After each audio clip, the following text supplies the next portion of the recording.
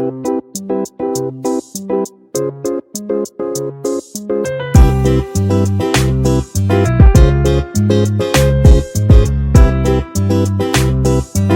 Kitchen मध्ये नमस्ते. मी बनवते आज काकडी टोमॅटोचा सालड.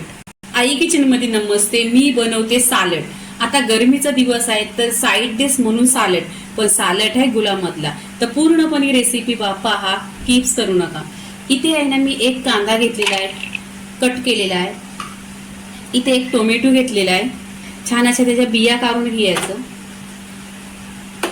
आणि इथे आहे ना मी एक काकडी घेतलेली आहे. काकडी पण छान अशी सालं काढलेली आहे आणि अशी किसून घेतलेली आहे आणि त्याचं पाणी नाही काढलेलं आहे. इथे आहे ना मी कैरी घेतलेली आहे, कच्ची कैरी आहे. कच्ची कैरी पण किसून घेतलेली आहे.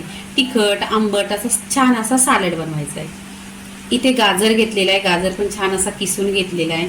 आता इथे आहे ना चवीनुसार मीठ टाकायचं, मीठ टाकलेलं आहे.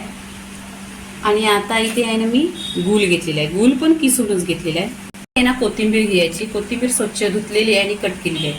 तुमच्याकडे जर लसूण मसाला असला तरच एक चमचा घ्या, नाही तर आपल्या घरी जो साठवणीचा मसाला असतो तो घ्या.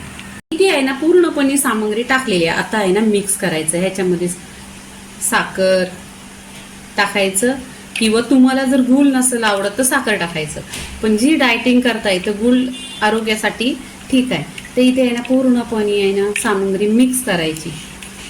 पहा, मिक्स केल्यानंतर ह्याला टेस्ट आहे ना खूप छान येतो, तिखट आंबट असा टेस्टी आहे एकदम. आणि गरमीच्या दिवसात काकडी कोथिंबीर ही शरीरात गेले पाहिजे. शरीरात पाणी आहे, पूर्णपणे काकडीमध्ये पाणीच असतो, तर पूर्णपणे गेला पाहिजे. इथे पहा छान असा मिक्स केलेला आहे.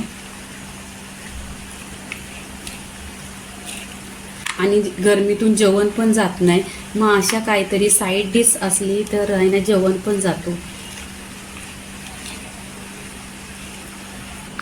इथे पूर्णपणे पहा छान असा सालड मिक्स केलेला आहे. कलर पण एकदम छान सुरेख दिसतोय. तर पूर्णपणे पहा सालडची रेसिपी झालेली आहे. लाईक करा, शेअर करा, सबस्क्राईब करा आणि नेहमीच खात राहा. धन्यवाद.